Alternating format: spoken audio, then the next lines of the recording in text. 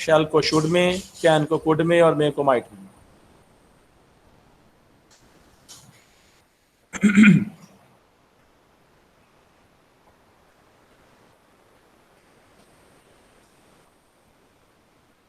یہ بھی آپ کو ریمائنڈر دے دوں کہ جو سینٹینس نمبر 6 ہے, سینٹینس نمبر 6, اس کا پہلا حصہ دیکھ لیں.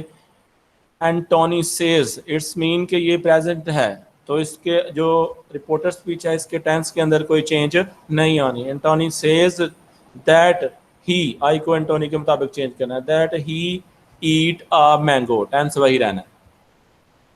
ٹھیک ہے, بقایا میں ٹینس کی چینجز ہونی ہے کیونکہ وہ پہلے حصے سب کے یا رپورٹنگ سپیچ سب کی جو ہے وہ پاسٹ میں. یہ آ گیا جی اس کا سلوشن.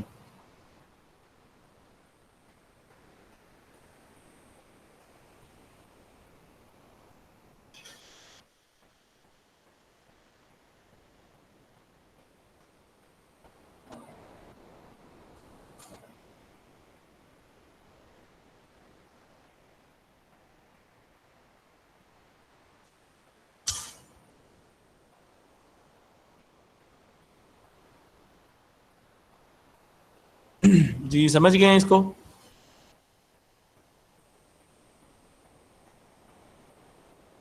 سر جی جی, یہ جو 5 والا سینٹینس ہے اس میں ہز کی جگہ ہر آئے گا کیونکہ وہ جی فیمیل ہے نا, ٹھیک ہے, تو بالکل ٹھیک ہے, بالکل صحیح ہے, کریکٹ کر لیجئے گا اس کو.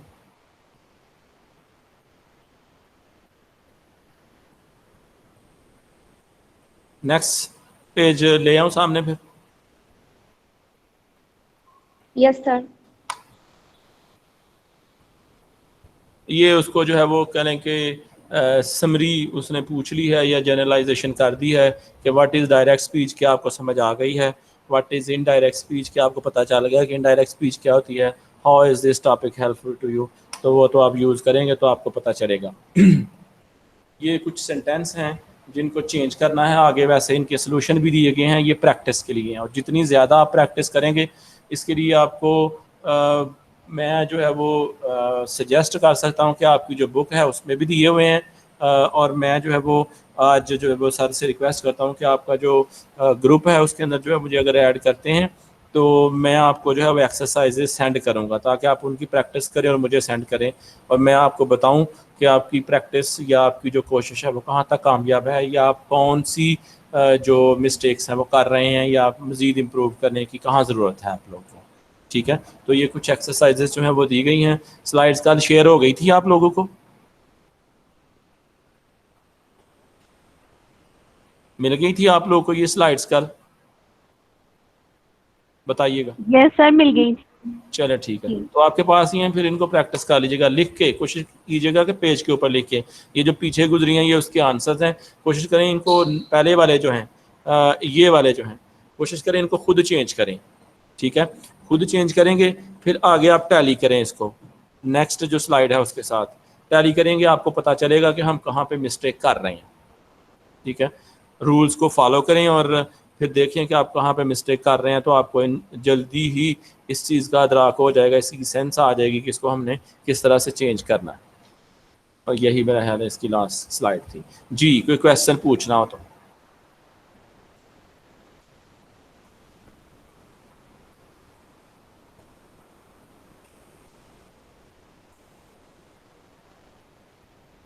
جی کوئی کویشچن؟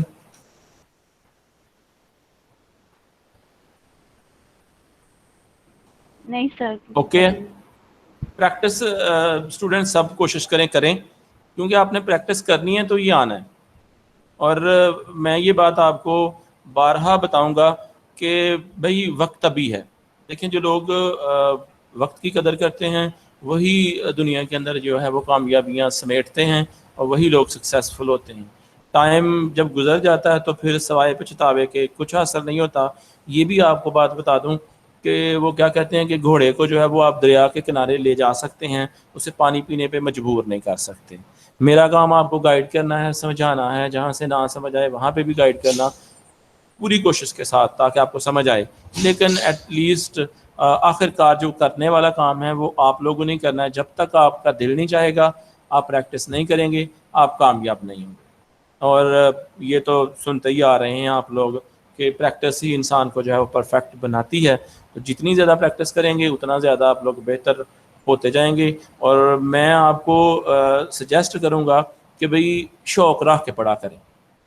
دیکھیں آپ لوگ جب مجبوری میں پڑھتے ہیں یا گھر والوں کا فوکس کرنے میں پڑھتے ہیں کہ جب ان سے 2-4 دفعہ کسی نے ادھر سے آ کے بات سنائی, ابا جی انہوں نے کہہ دیا یہ پڑھتا ہی کوئی نہیں ہے یا پڑھتی کوئی نہیں ہے, والدہ ہیں تو انہوں نے ادھر سے تانا دیا کہ پڑھتے کوئی نہیں ہو, کام بھی کوئی نہیں کرتے وغیرہ وغیرہ, تو تنگ آ کے بچے کتابیں کھول لیتے ہیں. تو مجبوری میں بکس کھولی ہوتی ہیں, لیکن ہو سکتا ہے وہ گھنٹہ بک کھولی رکھی ہو لیکن وہی سیم پیج جو ہے وہ کھولا ہوا ہے, کیونکہ وہ کسی کو دکھانے کے لیے پڑھ رہے ہیں, وہ قابل بننے کے لیے نہیں پڑھ رہے. تو قابل بننے کے لیے پڑھیں, اسٹڈی کریں. جب انسان قابل بننے کے لیے پڑھتا ہے تو وہ بہت کچھ سیکھتا ہے, اور اتنی جلدی سیکھتا ہے کہ جو مجبوری میں کام 2 گھنٹے میں کرتا ہے وہ جب اپنے شوق کے تحت, اپنی لگن اور محنت کے تحت کرے گا تو ہو سکتا ہے 15 سے 20 منٹ آدھے گھنٹے میں وہ کر لیں, اور اس سے آپ بہت کچھ سیکھیں گے. تو یہ نہ سوچیے کہ آپ نے صرف ایگزام ہی پاس کرنے ہیں, یہ سوچیے کہ ہم نے کچھ سیکھنا ہے, ہم نے قابل بننا ہے. جب آپ کے اندر یہ سوچ آ جائے گی تو یقیناً آپ کو کامیاب ہونے سے کوئی نہیں روک سکتا انشاءاللہ تعالی. ٹھیک ہے جی, اپنا خیال رکھیے گا. کوئی اور بات پوچھنی ہو تو میں حاضر ہوں, تو نہیں تو پھر آپ سے ملاقات انشاءاللہ منڈے کو ہوگی.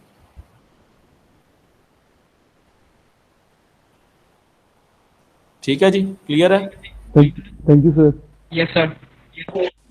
Yes, sir. Thank you, sir. Okay, clear. Thank you very much, thank you very much students. Allah حافظ. Allah Hafiz, sir.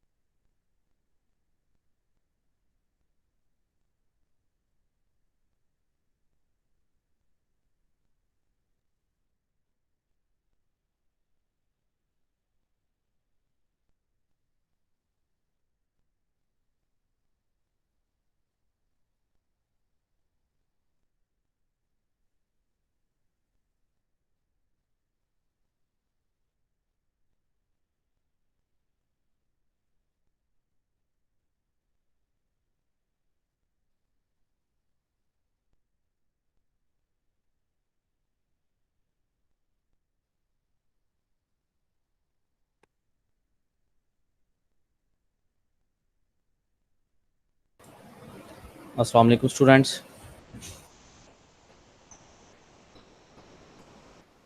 وعلیکم السلام سر. کیسے ہیں بچوں؟ خیریت سے ہیں؟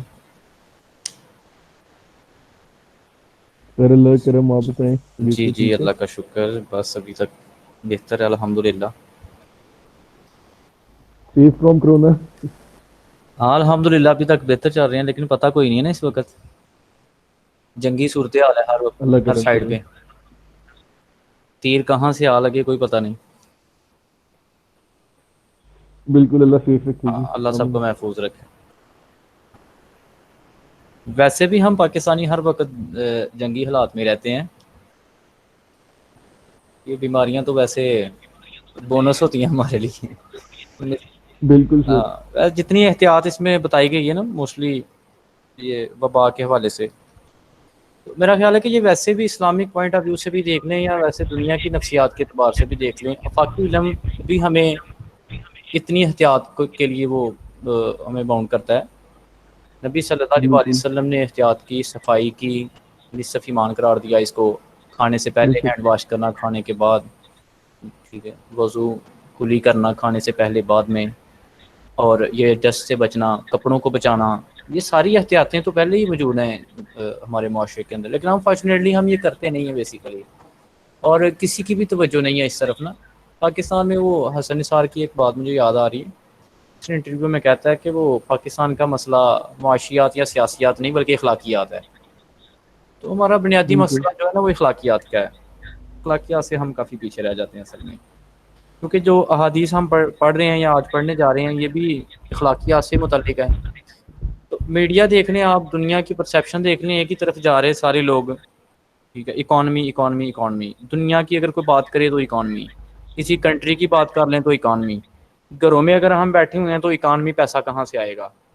ٹھیک ہے، تو اس میں ہم نے ساری دوڑ جو ہے نا وہ پیسے کے پیچھے لگا دی ہے، جس وجہ سے جائز اور ناجائز اس کی تمیز ختم کر دی ہے ہم نے. بس پیسہ آنا چاہیے، کسی بھی سائڈ سے آئے، کسی بھی طرح سے آئے، سورسز کوئی بھی ہوں، لیکن پیسہ ہم کو کمانا ہے بس. یہ اصل میں بنیادی مسئلہ تمام لوگوں کے مائنڈ میں جو اتار دی گئی نا چیز، یہ وہی یہ لالچ انسان کے، مطلب کہ نبی صلی اللہ علیہ وسلم کی ایک حدیث کا مفہوم ہے کہ جو انسان جس کو دولت کا لالچ پڑ جائے اس کا پیٹ صرف قبر کی مٹی بھر سکتی ہے، دنیا کی کوئی دولت نہیں بھر سکتی. ٹرو ہے سر. بڑی لاجیکل بات ہے کہ اگر ہم دیکھ رہے ہیں لوگوں کو امیر تر امیر، امیر تر امیر، لیکن مجھے کوئی وہ بھی ایشو بھی نہیں ہے کسی سے امیر ہونے کا. میں کہتا ہوں کہ مطلب کہ لوگوں کو صرف اخلاقیات کی طرف توجہ دینی چاہیے. صحابہ کرام میں بے شمار لوگ امیر تھے جن کے پاس بڑی مال و دولت تھی. حضرت عثمان غنی بہت زیادہ امیر تھے. ایون کہ نبی صلی اللہ علیہ وسلم کی پہلی زوجہ محترمہ حضرت خدیجہ الکبریٰ بہت بڑی تاجرہ تھی، بزنس وومین تھی اس وقت مکے کی، مالدار خاتون تھی. حضرت صدیق اکبر بڑے مالدار آدمی تھے، یہ بزنس مین تھے، اس وقت بھی ملک شام کی طرف یہ تجارت کیا کرتے تھے. ان کی کپڑے کی دکان تھی خلیفہ بننے سے پہلے مدینہ کے بازار کے اندر. مکے میں جب تک رہے بہت بڑے تاجر رہے. تو تجارت یا پیسہ یا مال و دولت یہ سب کچھ جائز ہے، جتنا مرضی آپ کمائیں، جتنا جائز طریقے سے مرضی کمائیں، لیکن مسئلہ یہ صرف یہ ہے کہ اس کو اپنا مذہب نہ بنا لیں، کسی کو اپنا مقصد نہ بنا لیں زندگی کا. لوگوں کا خیال کریں، چھوٹی چھوٹی چیزوں کا آگے پیچھے اپنے دیکھنا چاہیے ہمیں کہ کون یار تنگ دستی میں ہے، ہماری وجہ سے کوئی تنگ تو نہیں، راستہ کسی کا بلاک تو نہیں کر دیا ہوا. راستے کے بارے میں اتنی اہمیت ہے کہ اگر قبرستان آ جائے، مسجد بھی آ جائے، مسجد ایک مقدس جگہ ہے، اللہ کا گھر ہے، بیت اللہ کہا جاتا ہے اس کو، اللہ کا گھر. لیکن اگر راستے میں آ گئی ہے تو اس کو بھی گرانے کا حکم ہے کہ آپ گرا کے لوگوں کی آسانی کے لیے وہاں سے راستہ بنا سکتے ہیں. لیکن انفارچونیٹلی آج ہم دیکھ لیں 4 انچ کے اوپر وہ قتل ہو رہے ہیں گلیوں میں، دیوار پیچھے نہیں ہو رہی، دیوار کے ساتھ دیوار ٹکرا رہی ہے جی. راستے بلاک کر رہے ہیں، تنگ کر رہے ہیں لوگوں کے لیے، مشکلات پیدا کر رہے ہیں. آسانیاں پیدا کریں، اللہ تعالیٰ جو آسانیاں پیدا کرتا ہے اللہ اس کے لیے آسانیاں پیدا کرتا ہے. حدیث بھی آج کی جو ہم پڑھ رہے ہیں حدیث نمبر 2 میرے خیال سے آپ کو گروپ میں سینڈ کر دی گئی ہے. جی سر کر دی گئی. جی تو پیج اوپن کر لیں اس کا، جہاں پہ لکھا ہوا ہے حدیث نمبر 2، اور اس کا سیکنڈ پیج ہے پیج نمبر 234، اور تھرڈ پیج آگے تشریح کا دیا گیا ہوا ہے وہ تھرڈ پیج پہ ہے. ٹھیک ہے جی، میں آپ کو سیکوینس بتا رہا ہوں پہلے حدیث کا، اس کے بعد ہم پڑھتے ہیں گرامر کا حصہ. تو بچوں آج کی حدیث جو ہے یہ حقوق العباد کے متعلق ہے، لوگوں کے حقوق سے تعلق ہے اس کا. دو چیزوں کے اوپر بڑا زور دیا جاتا ہے، ایک ہے حقوق اللہ اور ایک حقوق العباد. حقوق اللہ چونکہ اللہ تعالیٰ کے حقوق ہیں اور یقینی طور پہ ان میں بھی کسی نہ کسی حوالے سے حقوق العباد شامل ہیں. زکوٰۃ ہم ادا کرتے ہیں تو یہ اللہ کا حق ہے، لیکن تعلق اس کا لوگوں کے ساتھ ہے. ٹھیک ہے، لوگوں کے ساتھ تعلق ہے، ہم لوگوں کو زکوٰۃ دیتے ہیں، مستحق لوگوں کو. اس کا مطلب کہ حقوق اللہ کے اندر بھی حقوق العباد پائے جاتے ہیں. اسی طرح ہم حج کرنے جاتے ہیں تو حج کا ایک بڑا حصہ جو ہے وہ مال کے طور پہ ہم خرچ کرتے ہیں. مالی عبادت ہے نا حج بھی، ایک خرچ کرنا، راستے میں پیسہ لگا کے جانا، وہاں پہ رہنا تو پیسہ خرچ کرنا، قربانی کرنا تو جانور خریدنا. تو یقینی طور پہ اس کا بھی تعلق کچھ نہ کچھ حصہ اس کا لوگوں کے ساتھ ہے. اللہ تعالیٰ فرماتا ہے کہ بے شک جو بندہ کسی کا حق مارے، حق تلفی کرے، وہ اس وقت تک معاف نہیں کیا جائے گا جب تک جس کی اس نے حق تلفی کی وہ اس کو معاف نہ کرے. ٹھیک ہے جی، یہ ایک حقوق العباد کے اوپر ایک بات ہے. تو پڑھتے ہیں آج کی حدیث. کچھ الفاظ دیے ہیں انہوں نے میننگ کے طور پہ، وہ نیکسٹ اس کے اوپر پیج کے اوپر آ جائیں گے. ہم ڈائریکٹ حدیث شروع کرتے ہیں. قال رسول اللہ صلی اللہ علیہ وآلہ وسلم، حضور صلی اللہ علیہ وآلہ وسلم نے فرمایا، من کان یؤمن باللہ والیوم الآخر فلا یؤذی جارہ، جو شخص ایمان رکھتا ہے اللہ کے ساتھ اور آخرت کے دن کے ساتھ تو وہ تکلیف نہ دے اپنے ہمسائے کو. میں اس کا لفظی ترجمہ بھی کر دیتا ہوں. من کانا، جو رکھتا ہے، یؤمن ایمان، باللہ اللہ کے ساتھ، والیوم الآخری آخری دن کے ساتھ، فلا یؤذی پس وہ نہ پہنچائے. فا کا مطلب پس اور لام کا مطلب نہیں، نہ پہنچائے. یؤذی ایذا جا رہو اپنے ہمسائے کو. یہ اس کا لفظی ترجمہ ہے. یہ پہلی بات ہے اس کے اندر، اللہ پر ایمان رکھنے والا شخص کبھی بھی ہمسائے کو دکھ اور تکلیف نہیں پہنچاتا. نبی صلی اللہ علیہ وسلم نے ہمسائے کے اتنے حقوق بیان فرمائے. قرآن کے اندر اللہ نے ہمسائے کے بارے میں اتنے حقوق بیان فرما دیے. نبی صلی اللہ علیہ وسلم نے فرمایا کہ مجھے اندیشہ ہو گیا تھا کہ کہیں اللہ تعالیٰ ہمسائے کو وراثت کے اندر شامل نہ کر دے. اتنے حقوق ہمسائے کے.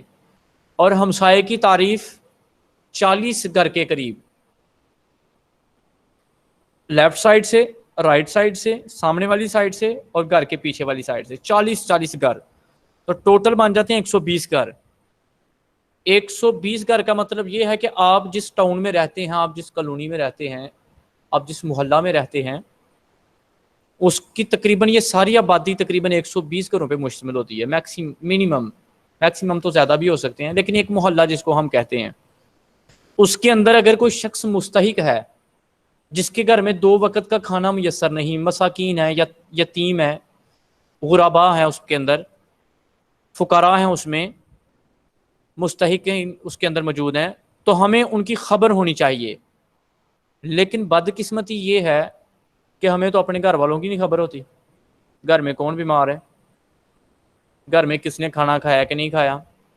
باہر سے سارے افراد گھر کے آ گئے ہیں، باہر اپنے گھر کے افراد باہر سے آ گئے ہیں کام کاج کر کے کہ نہیں آئے. ایون کہ ہمیں آج کل نا 2 چیزوں نے بڑا مصروف کر دیا ہے، ایک ٹی وی اور دوسرا موبائل. ہم زیادہ وقت اس کے اوپر گزارتے ہیں اور ہم نے دوریاں اختیار کر لی ہیں. یہ ایک انسان کی اصل حقیقت ہے کہ جب انسان اپنے اصل سے، اپنے مرکز سے جتنا دور جائے گا وہ غفلت کا شکار ہوتا جائے گا. اگر ہم کسی سے دور ہوتے جاتے ہیں، جب اس کی خبر نہیں رکھتے، تو یقینی طور پر ان قریب وہ ہمارے معاملات سے لا تعلقی اختیار کر لیتا ہے اور ہم اس کے معاملے سے لا تعلقی اختیار کر لیتے ہیں. تو اس وجہ سے آج کل خاص طور پہ جو گھر میں بڑے ہیں، بزرگ ہیں، بچوں کے پاس ان کو دینے کے لیے ٹائم نہیں ہے. ہمسائے کے تو یہاں پہ تو ہمسائے کا ذکر آ رہا ہے نا، میں گھر سے بات شروع کر رہا ہوں. ہمسائے کے گھر میں کیا ہو رہا ہے، کس طرح کی اس کی وہ نظام ہے. موسیٰ علیہ السلام کے دور کا ایک واقعہ ہے ہمسائے کے اوپر, میں آپ کو یہ سنا دیتا ہوں, اکثر آپ سنا بھی ہوگا آپ نے. ایک شخص نے بیت اللہ کے طواف کے لیے پیسے جمع کیے, تو اس کی زوجہ بیمار تھی, اس کو گھر ہمسائے کے گھر سے نا خوشبو آئی اس کی گوشت کے پکنے کی. تو اس کی زوجہ نے چاہا کہ یہ ہمسائے کے گھر سے جا کے میرے لیے کوئی تھوڑا سا سالن وغیرہ لے آئیں, میرا دل کر رہا ہے کہ میں گوشت کا سالن تناول کروں. وہ جو شخص تھا وہ ہمسائے کے گھر میں گیا, اس نے دروازہ ناک کیا, اجازت ملی, اس نے دریافت کیا کہ خوشبو آئی آپ کے گھر سے گوشت کے پکنے کی, تو زوجہ میری بیمار ہے اور اس نے خواہش کی ہے کہ وہ آج گوشت کا وہ کھانا چاہتی ہے. اس عورت نے جواب دیا کہ بے شک یہ جو گوشت ہے یہ ہمارے لیے حلال ہے لیکن آپ کے لیے یہ حرام ہے. تو وہ شخص بڑا متاثر ہوا, اس نے کہا یہ کیسے ہو سکتا ہے, آپ بھی موسیٰ علیہ السلام کے ماننے والے, میں بھی ان کا ماننے والا, آپ بھی اللہ پر ایمان رکھتے, میں بھی ان پر ایمان رکھتا, موسیٰ علیہ السلام کی امتی ہم دونوں, تو یہ کیسے ہو سکتا ہے کہ آپ پر حلال اور مجھ پر حرام. پھر انہوں نے تفسیر سے بیان کیا کہ میرے بچے 2 دن سے بھوکے تھے, گھر میں فاقہ تھا, کچھ کھانے کے لیے نہیں تھا, میں یہ مردار کا گوشت لے کے آئی ہوں, اپنے بچوں کو بھوکا مرتا ہوا نہیں دیکھ سکتی, اس لیے یہ مردار کا گوشت میرے بچوں کی جان بچانے کے لیے جائز ہے, آپ کے لیے یہ حرام ہے. وہ شخص اس سے بڑا اس کا عدم برداشت ہوا, اس کا لرزہ طاری ہوا اس کے اوپر. اس نے جتنے پیسے جمع کیے تھے نا وہ حج کے لیے, وہ سارے اٹھائے اور اس کو لا کے دیے کہ یہ لو تم اپنے, اور وہ ہانڈیاں اٹھائی مردار کے گوشت کی, اس کو باہر پھینک دیا. تو جب وہ لوگ, یہ آگے مزید واقعہ ہے, میں اس میں تفصیل میں نہیں جاتا, کہ لوگوں نے آ کے مبارکیں دیں اس کو کہ ہم نے تمہیں حج کے موقع پر دیکھا تھا, یقینی طور پر کچھ لوگوں کو خواب میں تم دکھے کہ اللہ نے فرمایا کہ میں نے اس شخص کی وجہ سے تمہارا حج قبول کیا اور تمہیں وہاں پہ دیکھا گیا تم.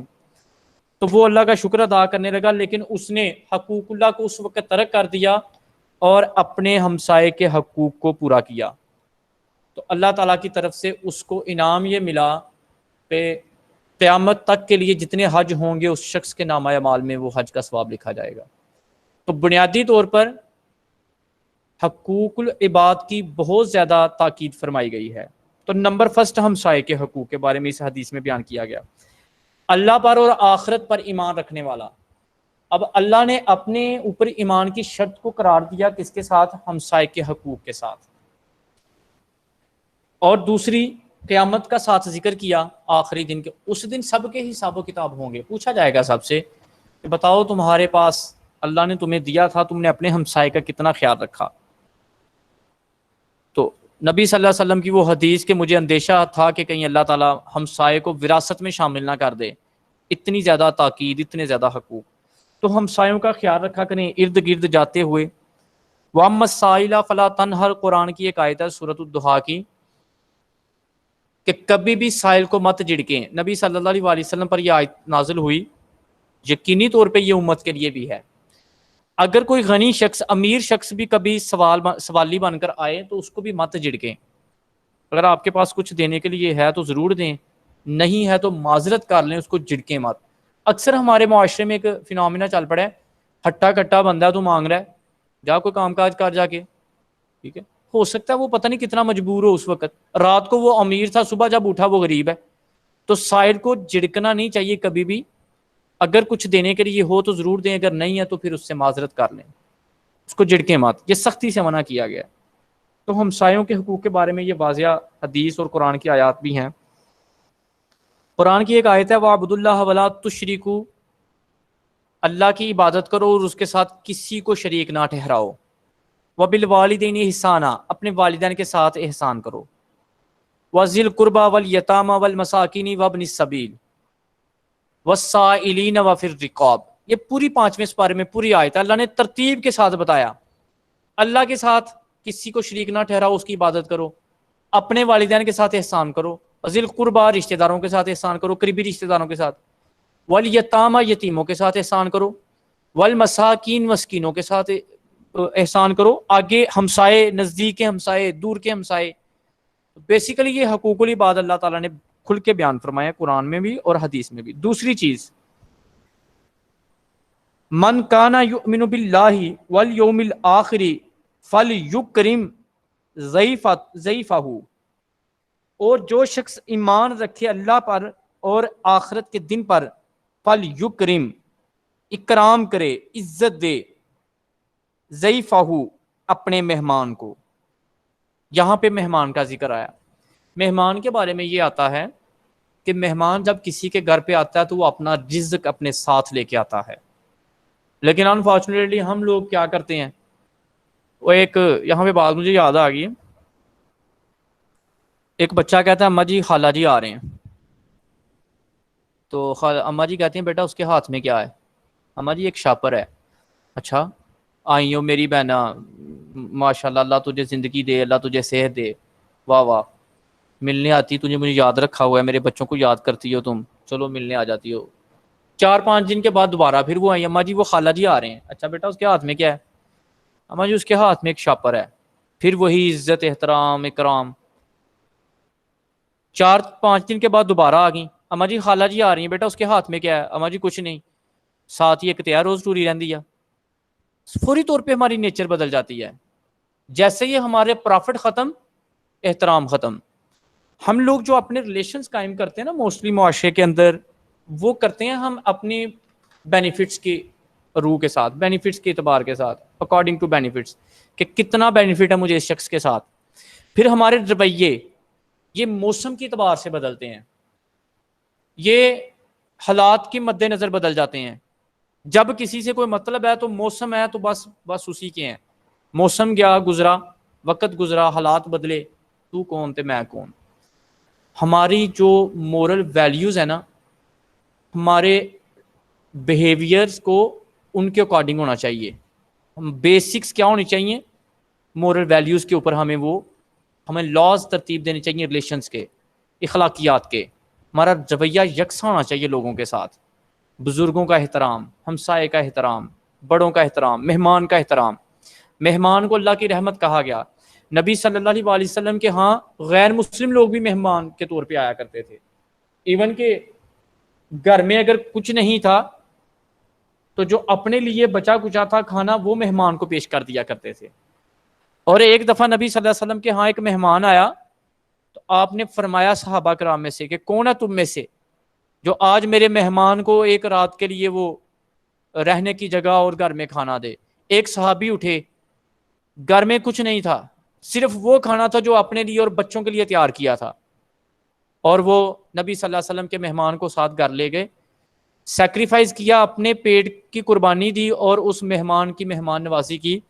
کھانے کے وقت دیوے کو پھونک مار دی اور اس کے ساتھ شامل ہوا کھانے میں، دکھاوے کے لیے کہ میں تیرے ساتھ شامل ہوں، لیکن در حقیقت وہ کھانا اتنا ہی تھا جتنا وہ مہمان پیٹ بھر کے کھا سکتا۔ یہاں تک صحابہ کرام سیکریفائز کر دیا کرتے تھے۔ آج کے دور میں ایک اور چیز میں توجہ دلانا چاہتا ہوں آپ کی، اکثر ہمارے گھروں میں، بلکہ ہم خود بھی بعض دفعہ یہ ہم کپڑے خریدتے ہیں، ہماری شرٹس پرانی ہو جاتی ہیں، پینٹس پرانی ہو جاتی ہیں، کچھ شوز پرانے ہو جاتے ہیں، اسی طرح خواتین کے ڈریسز پرانے ہو جاتے ہیں، تو ہم وہ پرانے کپڑے کیا کرتے ہیں، اس کو ویسٹ کرنے کی بجائے، ضائع کرنے کی بجائے ہم کسی مستحق کو دے دیتے ہیں۔ بڑی اچھی بات ہے، ضرور دینے چاہیے، لیکن مومن کی تعریف کیا ہے؟ مومن کی تعریف یہ ہے کہ مومن اپنے لیے جو پسند کرے وہ اپنے مسلمان مومن بھائی کے لیے پسند کرے۔ تو ہم کیا پسند کرتے ہیں؟ تھوڑا سا ہم اگر اپنے آپ پہ غور کریں، کیا ہم وہ پسند کرتے ہیں اپنے مسلمان بھائی کو دینے کے لیے جو ہم اپنے لیے پسند کرتے ہیں؟ ضرور دیں ان کو پرانے کپڑے، لیکن کبھی کبھار ان کو نئے کپڑے بھی لے کے دے دیں۔ جب آپ کے پاس کوئی تھوڑے سے پیسے آئیں تو ضرور اپنی اس کے ساتھ شامل کیا کریں ان لوگوں کو، نئے کپڑے بھی کبھی کبھار ان کو ضرور دلایا کریں، نئی چیزیں بھی ان کو ضرور دلایا کریں، کیونکہ ہم مومن کی یہ تعریف ہے کہ جو وہ اپنے لیے پسند کرتا ہے وہ اپنے مسلمان بھائی کے لیے پسند کرتا ہے۔ تو مہمان اللہ کی رحمت ہیں، نبی صلی اللہ علیہ وسلم کی سنت ہے۔ آپ کے ہاں غیر مسلم لوگ بھی مہمان رہا کرتے تھے، تو مہمان کی خاطرداری، اس کی تواضع کرنا قرآن و حدیث سے ثابت ہے۔ اچھا، تیسری چیز، وَمَنْ كَانَ يُؤْمِنُ بِاللَّهِ وَالْيَوْمِ الْآخِرِ فَلْيَقُلْ خَيْرًا او لیصمت، اور جو شخص ایمان رکھتا ہے اللہ کے ساتھ، آخرت کے دن کے ساتھ، تو وہ کہے اچھی بات یا خاموش رہے۔ مومن کو اپنی زبان سے دوسرے مسلمان کو تکلیف پہنچانے کی اجازت نہیں ہے۔ ہاتھ مومن کی ایک تعریف یہ ہے، نبی صلی اللہ علیہ وسلم نے فرمایا کہ تم میں سے مومن وہ ہے جس کی ہاتھ اور زبان سے دوسرا مسلمان محفوظ رہا۔ ایک قوم چلی تھی کعبے کو گرانے، جن کا ذکر سورہ فیل میں آیا، جس میں اللہ تعالیٰ نے فرمایا کہ وَأَلَمْ تَرَ كَيْفَ فَعَلَ رَبُّكَ بِأَصْحَابِ الْفِيلِ، اے نبی تم نے نہ دیکھا کہ تمہارے رب نے ان ہاتھی والوں کے ساتھ کیا کیا۔ یہ ایک بادشاہ گزرا ہے تقریباً 200 سال ابرا کا لشکر تھا سر، سوری ابرا کا لشکر تھا سر، دوبارہ ابرا کا لشکر تھا جسے ابرا کا لشکر تھا جسے ابابیل نے منہ میں کنکریاں لے کے ماری تھی۔ جی جی کنکریوں والا اسی لشکر کی بات کر رہا ہوں کہ وہ لشکر جب ابرا کا لشکر تھا۔ ٹھیک ہے، جب وہ لشکر چلا کعبے کو گرانے تو ان کو اللہ تبارک و تعالیٰ نے ابابیل پرندوں سے نیست و نابود فرما دیا۔ اب یہ اس کا بہت بڑا کبیرہ گناہ تھا کہ اس نے کعبہ کو گرانے کا ارادہ کیا تھا۔ اب آگے چلیں، ایک حدیث میں بیان کر رہا ہوں یہاں پہ مسلمان کے لیے، نبی صلی اللہ علیہ وسلم کی حدیث مبارکہ ہے جس کا مفہوم یہ ہے کہ کسی نے اگر کسی مومن کا دل دکھایا اپنے زبان سے یا اپنے فعل سے، گویا اس نے کعبے کی اینٹ سے اینٹ بجا دی۔ اب ذرا ہم کمپیریزن کریں کہ ایک شخص نے ارادہ کیا تھا کعبے کی اینٹ سے اینٹ بجانے کا، تو اللہ نے اس کے ساتھ کیا معاملہ کیا، اور ایک شخص مومن دوسرے مسلمان کا دل دکھائے تو وہ اس کے مترادف ہے کہ اس نے کعبے کی اینٹ سے اینٹ بجائی۔ اتنی زیادہ تاکید کی گئی ہے کسی مسلمان کے حقوق کے خیال رکھنے کی، زبان اور ہاتھ سے دوسرے مسلمان کو تکلیف نہ پہنچائی جائے۔ ایک حدیث ہے، نبی صلی اللہ علیہ وسلم نے فرمایا کہ تم مجھے اپنی زبان کی ضمانت دے دو، میں تمہیں جنت کی بشارت دیتا ہوں۔ ایک حدیث ہے کہ مومن سب سے زیادہ گناہ اپنی زبان سے کرتا ہے۔ ایک حدیث ہے کہ جس نے خاموشی اختیار کی اس نے نجات پائی۔ اب اس کا کیا مطلب ہے کہ جب بھی انسان اپنے منہ سے کوئی لفظ نکالے تو ہمیشہ بلائی کا اور خیر کا نکالے، کبھی بھی کسی کو دکھ تکلیف پہنچانے کے لیے نہ نکالے، کبھی بھی حسد میں آ کے تکبر میں آ کے کینہ بغض رکھتے ہوئے کسی کے بارے میں برا خیال مت کریں۔ اور دو چیزیں ہوتی ہیں انسان کا، ایک ہوتا ہے ایٹیٹیوڈ، ایک ہوتا ہے اس کا بیہیویئر۔ تو یہ تھوڑا سا فرق میں آپ کو بتا دیتا ہوں کہ انسان کا ایٹیٹیوڈ اور بیہیویئر کیسا ہونا چاہیے اور کیا مطلب ہوتا ہے اس کا۔ ایٹیٹیوڈ کہتے ہیں جو ہمارا خود کے ساتھ رویہ ہوتا ہے۔ بعض دفعہ ہم خود اپنے انٹرنل فیلنگز میں بڑے اچھا ہیپی فیل کرتے ہیں، مسکراہٹ ہمارے چہرے پہ ہوتی ہے، تو جو انسان کا خود کے ساتھ رویہ ہوتا ہے اس کو کہتے ہیں ایٹیٹیوڈ، اور جو ہم دوسروں کے ساتھ رویہ اپناتے ہیں وہ ہوتا ہے ہمارا بیہیویئر۔ اب ہم کیا کرتے ہیں، ہم اپنا بیہیویئر اپناتے ہیں اپنے ایٹیٹیوڈ پر، جس طرح کا ہمارا ایٹیٹیوڈ ہو ویسے ہمارا بیہیویئر بن جاتا ہے۔ یہ غلط چیز ہے۔ ہم اپنے آپ میں دکھی ہوں، خوش ہوں، ناراض ہوں، جس طرح کے بیمار ہوں، جو بھی ہوں، لیکن ہمیں اپنا بیہیویئر ہمیشہ مورل ویلیوز کے اوپر رکھنا چاہیے۔ دوسروں کے ساتھ رویہ اچھا ہونا چاہیے۔ گھر میں اگر ہوتا ہے نا بعض دفعہ موڈ خراب ہے نا اپنا، جو بھی کوئی بات کرے نا اس کو جواب سخت الفاظ میں دینا ہے کیونکہ اپنا موڈ خراب ہے نا، تو ہم اپنا بیہیویئر ٹوٹلی ڈیپینڈنٹ ہوتا ہے ہمارے ایٹیٹیوڈ پہ، لیکن یہ نہیں ہونا چاہیے۔ ایٹیٹیوڈ جیسا بھی ہو، بیہیویئر ہمارا ہمیشہ گڈ ہونا چاہیے، دوسروں کے ساتھ مورل ویلیوز پہ ہونا چاہیے۔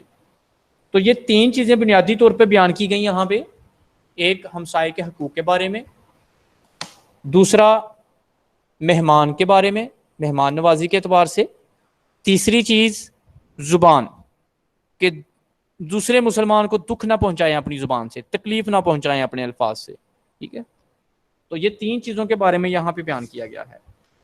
آگے اس کی مشق کے اندر کچھ سوالات انہوں نے دیے ہیں۔ پہلے نمبر پہ واضح معنی ما یاتی، کہ یہ الفاظ جو دیے گئے ہیں ان کے معنی واضح کریں۔ یہ نیچے چارٹ دیا گیا، اس کے اندر اس کے معنی دیے گئے ہیں۔ اچھا، یہ کچھ الفاظ انہوں نے دیے ہیں۔ لا یؤذی، اذیت نہ پہنچائیں، لا کا مطلب نہ، نہیں، اور یؤذی کا مطلب ایذا، ایذا نہ پہنچانا۔ فل یکرم، پس وہ عزت کرے، پس وہ تعظیم کرے، ٹھیک ہے۔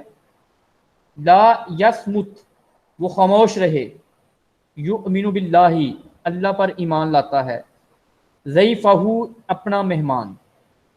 دوسرا سوال ہے ثلاث فوائد من الحدیث باللغۃ العربیہ، کہ 3 فوائد بتائیں جو اس حدیث میں عربی لغت میں جو بیان کی گئی اس حدیث کی عربی لغت میں، ان میں سے 3 فوائد بتائیں۔ نمبر 1، پڑوسیوں کو ایذا دینا اچھا نہیں، ان کو تکلیف نہ پہنچائی جائے، ان کا خیال رکھا جائے۔ دوسرے نمبر پہ مہمان کی عزت، تیسرے نمبر پہ اپنی زبان پر قابو، مسلمان کو اس کا دکھ نہ پہنچایا جائے۔ جو سوال نمبر 3 ہے اعراب و ترغیب، اس کو فی الوقت ہم موقوف کر رہے ہیں وقتی طور پہ۔ جیسے کہ آپ کا گرامر کا حصہ تھوڑا سا پڑھ لیں گے آپ کو سمجھ آنا شروع ہو جائے گی نحو کی، تو ہم یہ کویسچنس اینڈ پہ جا کے سالو کریں گے، کیونکہ یہ ٹوٹلی گرامر کی روح سے سالو ہونا ہے۔ یہ سوال نمبر 3 جو امین باللہ اس کی ترغیب انہوں نے بتائی ہے، فی الوقت اس کی ترغیب آپ کو سمجھ نہیں آئے گی، کیونکہ ابھی آپ نے گرامر بالکل بھی نہیں پڑھی، فرسٹ لیکچر ہم نے گرامر کا لیا ہوا ابھی صرف۔ آگے آ جائیں، اس کا چوتھا سوال ہے تشریح۔ تشریح میں نے آپ کو کر دی ہے ساری اس کی، یہ وہی الفاظ ہیں تشریح کے جو ہم نے ابھی بیان پڑھے ہیں اس کے اندر، اس کی ڈسکرپشن میں جا کے، ایکسپلینیشن میں جا کے۔ تو یہ بنیادی طور پہ 4 سوالات ہیں، جن میں سے 3 ہم نے سالو کر لیے ہیں، ایک سوال پینڈنگ ہے، وہ آخر پہ کریں گے گرامر پڑھنے کے بعد۔ جی اس کے متعلق کوئی کسی کا سوال ہو حدیث کے اکارڈنگ؟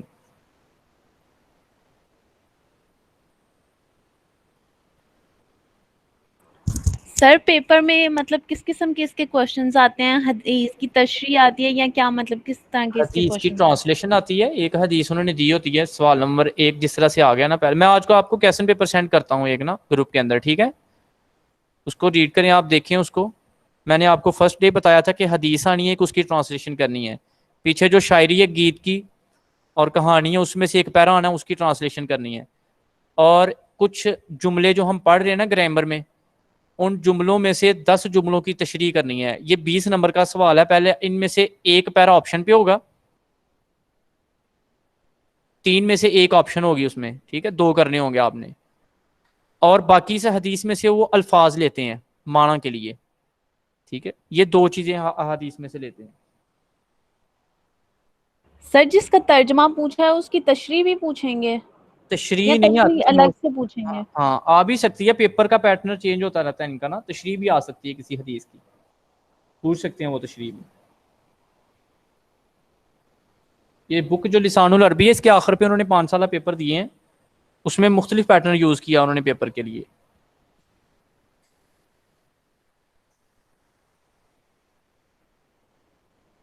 جی کلیئر ہے؟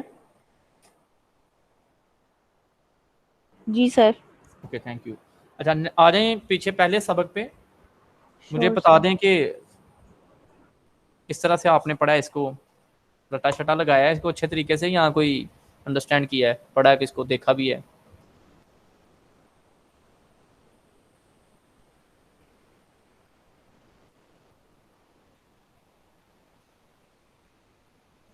جی بچوں، جی سر پڑھا۔ اچھا تو اس میں سے کچھ پوچھ لوں پھر میں، کچھ چیزیں کچھ 2-4؟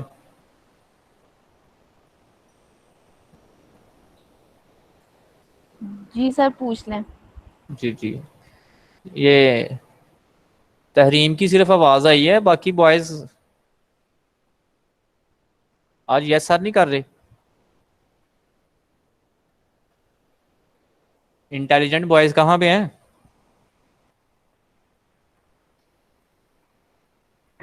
جی سر ادھر ہی ہیں۔ عمیر چیمہ بوائز انٹیلیجنٹ ہوتے ہیں، آپ کہہ رہے تھے اس دن۔ نہیں سر میں ایسی گستاخی نہیں کر سکتا۔ یہ اچھا، تو کون سے وہ موصوف تھے جنہوں نے یہ ارشاد فرمایا تھا؟ زبیر گل صاحب تھے، کون سے تھے؟ احمد بھائی نے کہا تھا۔ کدھر ہیں بھیا احمد صاحب، کدھر ہیں؟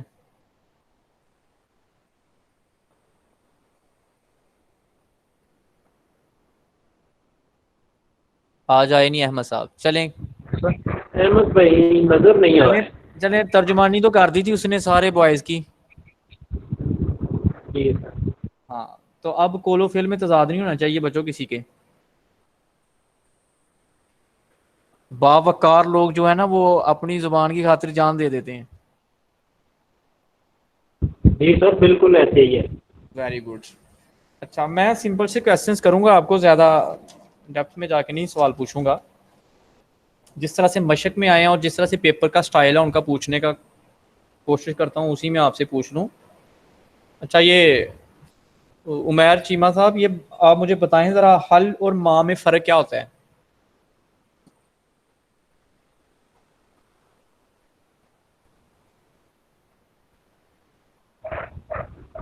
سر میں ذرا تھوڑا سا مجھے سوچنے کا وقت دیجیے گا. اچھا اچھا چلیں جی. میں زبیر گل صاحب موجود ہیں؟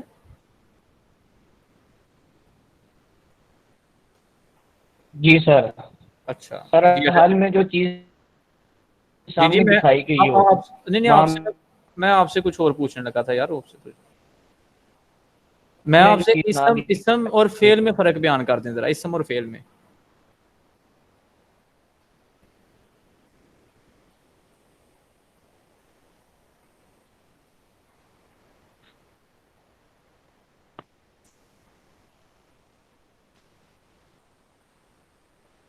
اچھا عمیر چیمہ صاحب نے تو وقت لیا ہے، پتہ نہیں آپ انہوں نے سوچنے کا لیا ہے کہ پڑھنے کا لیا ہے. نہیں سر میں دوسرے سوال کا اگر آپ کی اجازت سے جواب دے دوں تو. اچھا پہلے کا نہیں ملا ابھی؟ نہیں سر وہ ذرا تھوڑا سا میرے لیے مشکل تھا. اچھا اچھا اچھا وہ تصاویر میں مکس ہو گیا ہوگا نا جو سینڈ کی ہوئی ہیں اصل میں.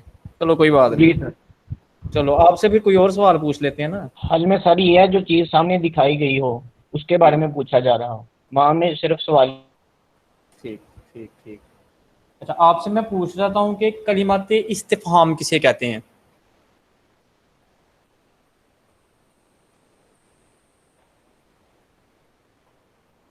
کل پڑھا تھا ہم نے اس کو اور میں نے بتایا بھی تھا اس کا میننگ کیا ہوتا ہے اور لکھا بھی ہوا ہے اس کے اوپر جو سینڈ کی گئی ہیں آپ. اچھا یہ کنزا خالد موجود ہیں؟ جی سر. کل لیکچر لیا تھا آپ نے؟ یس سر. پرسوں بھی لیا تھا لیکچر؟ یس سر. اچھا تو کیا کوئی پروگرام ہے کچھ سنانے کا؟ جی سر سن لیں. اچھا مونس کی 3 علامتیں بتائیں آپ سے زیادہ مشکل سوال نہیں کرتے. مونس کی 3 علامتیں. سر لاسٹ میں الف آتا ہے. ٹھیک ہے. کس کے لاسٹ میں؟ لفظ کے کوئی بھی لفظ جو مونس ہو اس کے لاسٹ میں الف آئے گا. ٹھیک ہے. ٹھیک ہے. اور الف 2 ہیں، کون سا الف کہہ رہی ہیں آپ؟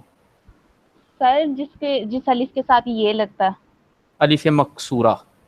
جی الف مکسورہ جیسے کہ کبرا سغرا. گڈ. جیسے میرے نام کے ساتھ بھی لگتا ہے الف. ہاں کنزا.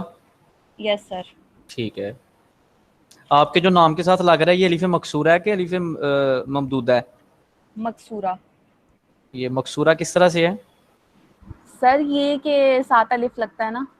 ٹھیک ہے. جیسے کبرا کے ساتھ لگتا ہے ویسے ہی. جی جی بالکل ٹھیک ہے. جی شاباش. میں نا وہ ایک دفعہ ایک بچے سے اسٹوڈنٹ سے پوچھا، اب اس نے بیچاری نے نہیں لیکچر لیا ہوگا اور ویسے بھی آپ کو پتہ ہے کہ کچھ انٹریکشنز بھی ہوتے ہیں کلاس کے اندر. میں نے کہا بیٹا وہ مونس کی علامتیں بتاؤ ذرا. تو کہتی ہے سر مونس کی علامتیں میک اپ اور اس کے بعد اس کا وہ کپڑے ڈریسنگ بتانا شروع ہو گئی فیمیل کے کلرفل. تو میں کہیں وہ اس طرح سے نہیں کوئی علامتیں کوئی آپ نے بھی کوئی؟ سر اس لحاظ سے پھر پہلی علامت انٹیلیجنس ہے. ہاں انٹیلیجنسی بھی ہے جی بالکل. بوائز تھوڑا سا پیچھے رہ گئے ہیں آج، نعرے شارے بڑے اچھے مار رہے تھے یہ پرسوں. کوئی نہیں کل انشاءاللہ ذرا تیاری کر کے آئیں گے. اچھا اچھا اچھا اچھا. تیاری کا مطلب کیا کہ ڈریس کر کے لاؤ گے، پہن کے آؤ گے، کنگھی شنگھی کر کے؟ فائدہ کیا یہاں پہ تو دکھا نہیں سکتے. اچھا اچھا. نہیں آپ کی تصویر بڑی اچھی لگی ہوئی ہے، یہی کافی ہے. Thank you sir. ہاں ویری گڈ. اچھا یار یہ اس کا ہوتا یہ ہے، میں آپ کو کل بھی بتا رہا تھا، گرامر کا صرف ایک ہی مقصد ہوتا ہے، آپ اس کو 3 سے 4 دفعہ ریوائز کر لینا جو لیکچر لیتے ہیں گرامر کا. کوئی چیز رٹا لگانے والی نہیں ہوتی اور بس مائنڈ میں ریوائز کرنا اس کو.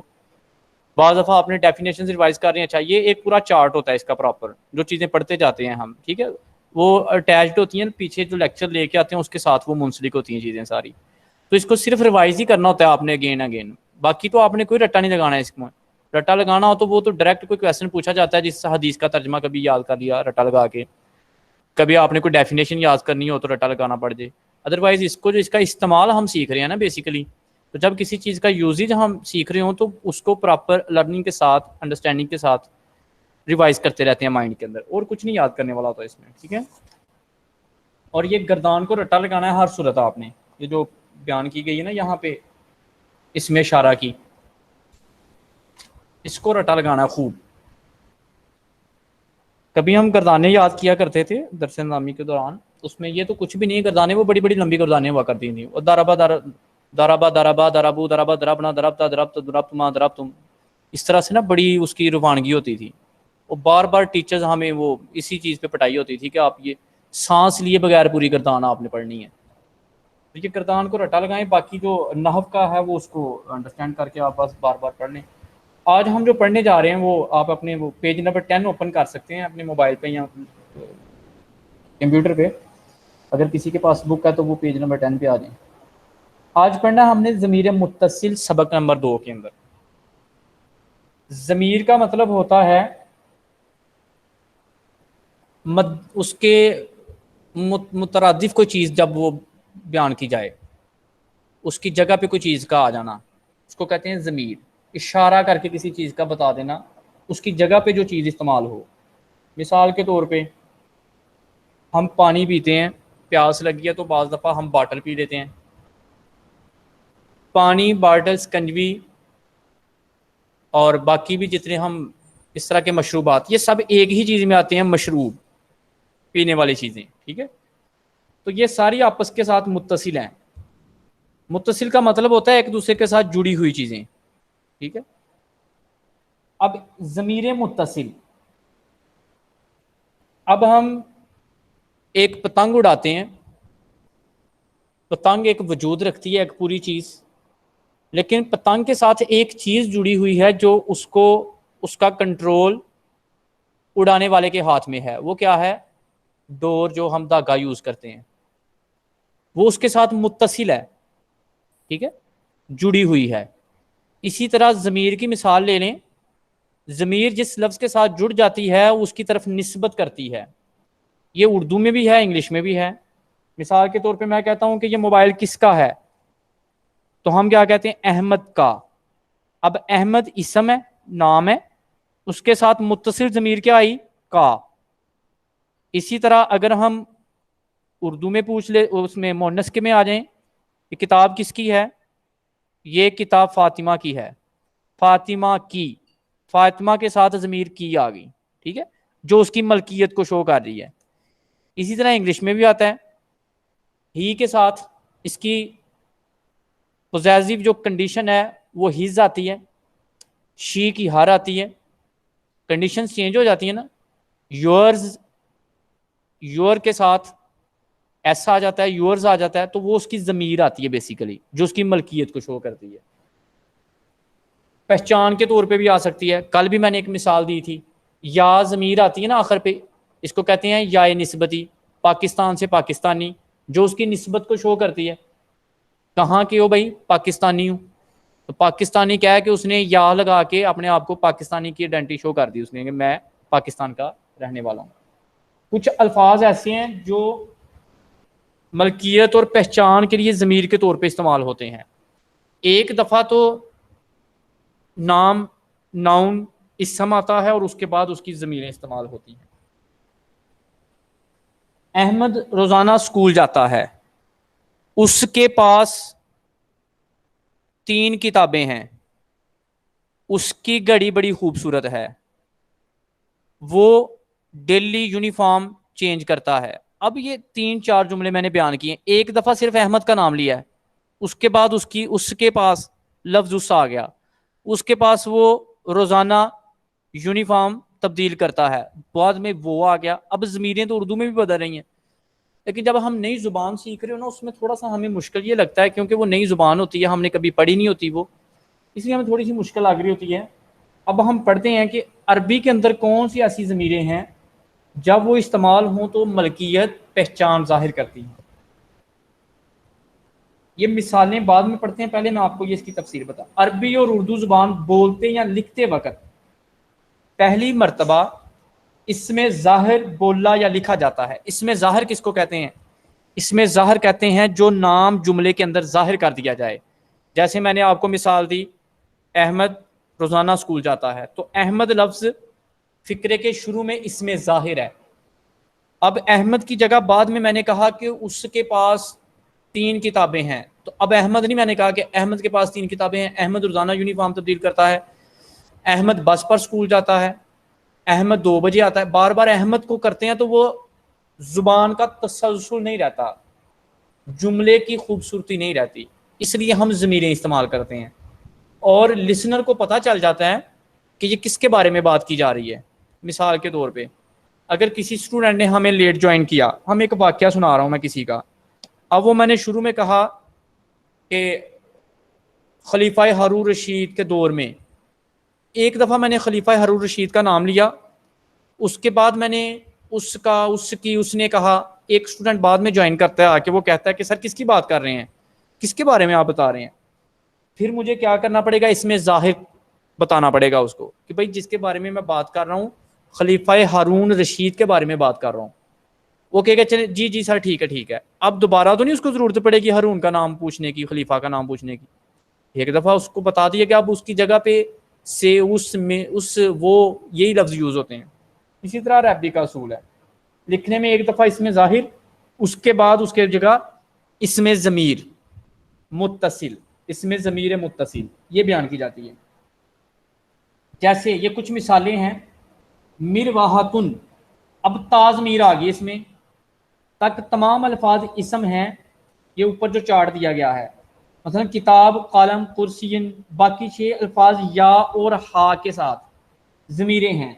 ضمیریں اسم کی جگہ استعمال کی جاتی ہیں. یہ متصل ضمیریں ہیں، یعنی کہ جڑی ہوئی، اتصال کیا ہوا دونوں، اور انہیں متصل اس لیے کہا جاتا ہے کہ یہ ہمیشہ پہلے لفظ کے ساتھ ملا کر لکھی جاتی ہیں، خواہ وہ لفظ اسم ہو یا فعل. مثال کے طور پہ کتابی اور علامنا، اسی طرح ساعتو کی، بابوہو، جداروہا، اس میں یا، نا، کاف، ہا اور ہا گول یہ ضمیر متصل ہیں. اسی طرح قرآن پاک کے اندر بے شمار مقامات میں ضمیروں کا استعمال کیا گیا ہے. خلق الانسان، پیدا کیا انسان کو کس نے؟ وہ تو بیان ہی نہیں ہوا یہاں پہ، صرف یہ بیان کیا گیا خلق الانسان، پیدا کیا گیا انسان کو. کس نے پیدا کیا ہے؟ اللہ نے. تو اس میں چھپی ہوئی ضمیر کس کی ہے؟ پیدا کرنے والا کون ہے؟ اللہ. نسبت کس کی طرف لوٹتی ہے؟ اللہ کی طرف. علامہ البیان، اب علامہ کا تو سمجھ آتا ہے کہ بیان کے اس کو سکھا دیا گیا، علم سکھا دیا گیا. کس کو؟ وہ تو نام لیے ہی نہیں گیا. اب اس میں ہو آیا ایک لفظ ہو، آپش ہو. اب ہو ضمیر کی کس کے بارے میں جا رہی ہے؟ جس انسان کو پیدا کیا گیا. ٹھیک ہے. الرحمن، قرآن اس کی سورہ رحمان کی پہلی آیت، الرحمن، رحمان نے. علم القرآن، سکھا دیا قرآن. خلق الانسان، پیدا کیا انسان. علامہ البیان، اور اس کو تمام اس کو راز بتا دیے گئے، علم بتا دیا گیا. اب یہاں پہ الرحمن کے علاوہ کسی کا نام نہیں آ رہا. ٹھیک ہے. تو خلق الانسان، پیدا کیا انسان کو کس نے؟ رحمان نے. اس میں ظاہر پہلے آ گیا اس میں. جی ان آیات کی علامہ کے ساتھ ضمیریں متصل ہیں. پہلی آیت میں پوشیدہ ہے، چھپی ہوئی ہے. پہلی آیت خلق الانسان میں پوشیدہ ہے. بعض دفعہ ضمیر چھپی ہوتی ہے، بعض دفعہ ضمیر ظاہر ہوتی ہے. ٹھیک ہے. اور بعض دفعہ پورا لفظ چھپا ہوا ہوتا ہے، جس طرح سے میں نے کل ایک مثال دی تھی بسم اللہ الرحمن الرحیم کی، اللہ کے نام کے ساتھ شروع. اب شروع کا کوئی ورڈ نہیں ہے بسم اللہ میں، اشرعو ہے ہی نہیں، لیکن ترجمے میں ہم شروع کرتے ہیں کیونکہ اشرعو چھپا ہوا ہے. یہ عربی کا اصول ہوتا ہے، دوسری زبانوں کا بھی ہے. قوانین ہیں، قاعدے ہیں، کلیے ہیں اس کے. اچھا، جس کا ترجمہ اس نے انسان کو پیدا کیا اور دوسری میں بتایا نمایاں ضمیر، اس کا ترجمہ اس کو بولنا سکھایا. ٹھیک ہے، انسان کو. تو یہ اس میں ضمیر کا کانسیپٹ یہاں پہ بیان کر دیا گیا ہے. اب آ جائیں پیچھے، جو میں نے پہلے چارٹ سکپ کیا تھا وہ الفاظ کے اوپر. کرسیٌ کرسی، شجرۃ درخت. ٹھیک ہے، یہ پورا چارٹ انہوں نے نام بتائے ہیں، یہ آپ نے یاد کر لینا ہے، کوئی اس میں کوئی مشکل چیز نہیں ہے، یہ آپ پڑھیں گے سمجھ آ جائے گی. اصل جو ہے وہ جملے میں آپ کو بتاتا ہوں، پیج نمبر 11 کے اوپر جو چارٹ ہے، متصل ضمیروں کا استعمال جملوں کی صورت میں. اب یہاں پہ ہمیں پتا چلے گا کہ یہ ضمیریں عربی کے اندر کیسے استعمال ہوتی ہیں. ٹھیک ہے، جس طرح سے ہم سامنے کھڑے شخص کو کہتے ہیں نا، تم نے مجھے کل کہا تھا کہ میں اس ٹائم پہ آ جاؤں گا. اب لفظ میں نے تم یوز کیا، اس کا نام نہیں لیا، تو تم کیا ہے؟ ضمیر. ضمیر ہے، اس میں ضمیر کہتے ہیں تم کو. ٹھیک ہے، اسی طرح وہ شخص کہا کرتا تھا کہ میں ہمیشہ وقت پر آتا ہوں، تو میں نے اس شخص کا نام نہیں لیا، وہ کا لفظ استعمال کیا. اردو میں ہمیں اس لیے جلدی سمجھ آ جاتی ہیں کیونکہ یہ ہماری زبان ہے، لیکن اگر ہم سے کوئی یہ پوچھے نا، ایک فقرہ میں اردو کا لکھتا ہوں یہاں پہ، وہ فقرہ یہ ہے کہ احمد روزانہ سکول جاتا ہے. اب میں اس کو کہوں نا کہ اس فقرے کی ترکیب کر کے بتاؤ مجھے اردو میں بھی، تو ہمیں اردو میں مشکل ہو جاتی ہے. احمد اس میں ظاہر، روزانہ وقت ہے، سکول اسم، اس میں نکرہ، سکول کوئی بھی ہے، جانا فعل، اور ہے زمانہ. یہ اس کی میں نے ترکیب کی، آپ کو بتایا کہ اس جملے کے اندر کون کون سی چیزیں استعمال ہوئی ہیں اردو میں بھی. لیکن انفارچونیٹلی ہمیں اردو میں بھی مشکل آتی ہے، عربی تو ہم نے کبھی کبھار پڑھنی ہوتی ہے. اس لیے ہم یہ جو چارٹ پڑھنے جا رہے ہیں اس میں انہوں نے ضمیروں کا استعمال کر کے بتایا ہمیں. جیسے ھذا جدار، یہ دیوار ہے، مذکر مخاطب، ھذا جدارک. اب آخر پہ دیکھیں کاف لگا دیا انہوں نے، یہ تیری دیوار ہے. اب کاف نے کیا کر دیا کہ سنٹینس کا اس کا سٹرکچر ہی بدل دیا، ٹوٹل ترجمے کے اندر تھیم ہی چینج کر دیا اس کا. سیدھا سیدھا تھا ھذا جدار، یہ دیوار ہے، آگے صرف کاف ضمیر لگائی ہے، ھذا جدارک، یہ تیری دیوار ہے. اسی طرح مونس کے لیے ھذا جدارکی، مذکر کے لیے کاف ضمیر، مونس کے لیے کی ضمیر. ٹھیک ہے، اچھا جی. اور متکلم، مذکر مونس، متکلم کہتے ہیں جو سامنے کھڑا ہے، جو چیز سامنے موجود ہے. ھذا جداری، یہ میری دیوار ہے. اب میں اپنی ملکیت ظاہر کر رہا ہوں، تو مونس اور مذکر دونوں کے لیے ایک ہی سنٹینس استعمال کیا گیا یہاں پہ، جداری. اب ری جداری مونس بھی استعمال کرتا ہے اور مذکر بھی، یہ کامن ورڈ ہے. جس طرح سے میں نے کل آپ کو بتایا تھا یو ہم سامنے والے سارے لوگوں کے لیے بھی استعمال کر سکتے ہیں اور ایک کے لیے بھی استعمال کر سکتے ہیں. ٹھیک ہے، اسی طرح یورز، آپ کا یا تمہارا. میں کہتا ہوں یور لیسن، اب یور لیسن سے مراد آپ سب بھی ہیں، اور میں عمیر چیمہ کو بھی کہہ سکتا ہوں عمیر یور لیسن، تو ایک کے لیے بھی میں نے یور استعمال کیا اور زیادہ کے لیے بھی یور استعمال کیا. اسی طرح عربی کا بھی اصول ہے کہ اس کا جو متکلم کا صیغہ ہے کلام کرنے والے کے لیے جو استعمال ہوتا ہے، میں کلام کر رہا ہوں نا، اگر میں نے اپنی کوئی چیز عربی کے اندر بتانی ہے تو میں مذکر ہوں، اور اگر کوئی مونس بتائے گی تو ہم ایک جیسا لفظ استعمال کریں گے. ٹھیک ہے، جس طرح سے یہاں پہ بیان کیا گیا جداری، وہ مونس اور مذکر دونوں کے لیے. ھذہ صورۃ، یہ تصویر ہے، ھذہ صورتک، یہ تیری تصویر ہے، کاف ضمیر لگا دی. ھذہ صورتک، یہ تیری تصویر ہے مونس کے لیے، یہ لڑکی کو کہہ سکتے ہیں.